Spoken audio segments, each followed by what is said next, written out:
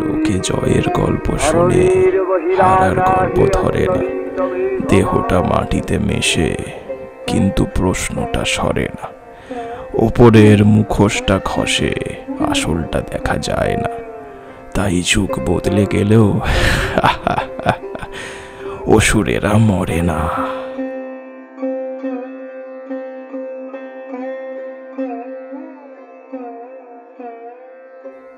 মা আসছি।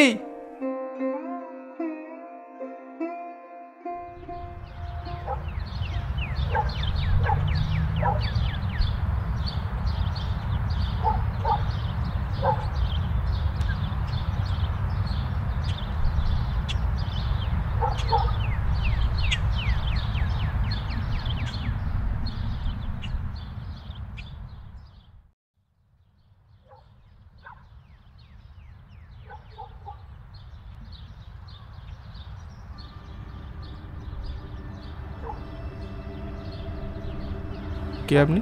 নমস্কার, আমি বিদলা সানবাদী। দুর্গাপুজো নিয়ে লিখছি, মা দুর্গা আর মহিষাসুরকে নিয়ে। আচ্ছা, এই ব্যাপারে আপনার চিন্তা ভাবনাটা কি? আসলে না, একদমই সময় নেই, হাতে একটু কাজও আছে আর কি। বেশি সময় একদম নেব না, বসে কথা বলা যাক। আচ্ছা চলুন, কি বলবেন? দেবী দুর্গা আর মহিষাসুর, এদের এই চিরন্তন গল্পের মূল ধারণাটা আমরা চোখে দিই। দেখুন, এটা তো শুধুমাত্র একটা গল্প নয়, সমগ্র নারী শক্তির জয়। একটা ধারণার উপর আরেকটা ধারণার জয়। চমৎকার, ধারণার জয়। আচ্ছা, এই সমস্ত শক্তিকে এক কানো হতে হয়েছিল জানেন? হ্যাঁ, অফকোর্স, মহিষাসুরকে মেরে ফেলার জন্য। আর যদি বলি যে ধারণাটা পরাজিত হয়েছিল, সেটা ছিল আরও শক্তিশালী। আজকের দিনে সমাজ যেভাবে প্রভাবশালীদের অন্যায় মেনে নেয়, অসুররা কিন্তু দেবতাদের অন্যায় মেনে নেননি। কি বুঝতে পারলেন না তো? চলুন বোঝাচ্ছি। মহিষাসুর কেবল দানব ছিলেন না, তিনি ছিলেন রাজা, অসুরদের রক্ষক।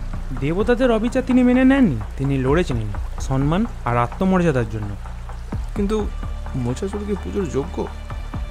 পুজো নয়, স্মরণই যথেষ্ট। হ্যাঁ, কিন্তু মা দুর্গার এক্সিস্টেন্সও সবার উপরে, তাই না? মা দুর্গার অস্তিত্বই সম্ভব হয়েছিল মহিষাসুরের জন্য। তিনি না থাকলে ওনার অস্তিত্বই সম্ভব হতো না। আচ্ছা, আজকের সমাজে যেভাবে ক্ষমতাবানরা শোষণ চালিয়ে যায় আর আম জনতাকে পীড়িত হতে হয়। একদমই তাই। তাহলে ভেবে দেখো, আজকের সমাজে কার প্রয়োজন বেশি, দেবতা নাকি অসুররাজ?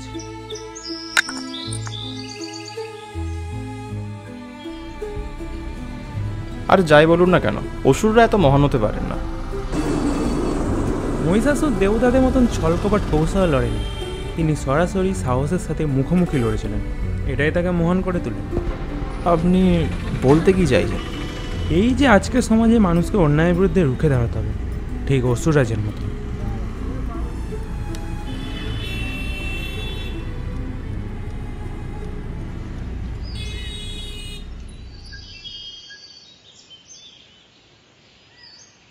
সর্বশেষে একটাই কথা বলবো, সাহসীরা নিজের অন্তরে আগুনের পুজো করে।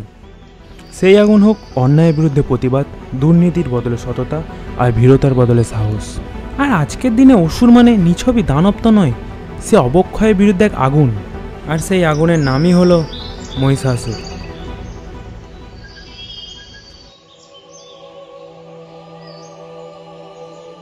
তাহলে পুজো মানে শুধুমাত্র দেবতার আরাধনা নয়, পুজো মানে সমাজ থেকে অবক্ষয় মুছে ফেলার জেদ। আর অসুর মানে ভেতরের স্পর্ধা, যেটা এই অবক্ষয়ের প্রতিকার। যাই হোক, আপনার সাথে পরিচয় করে খুব ভালো লাগলো। আসছি তাহলে আজ।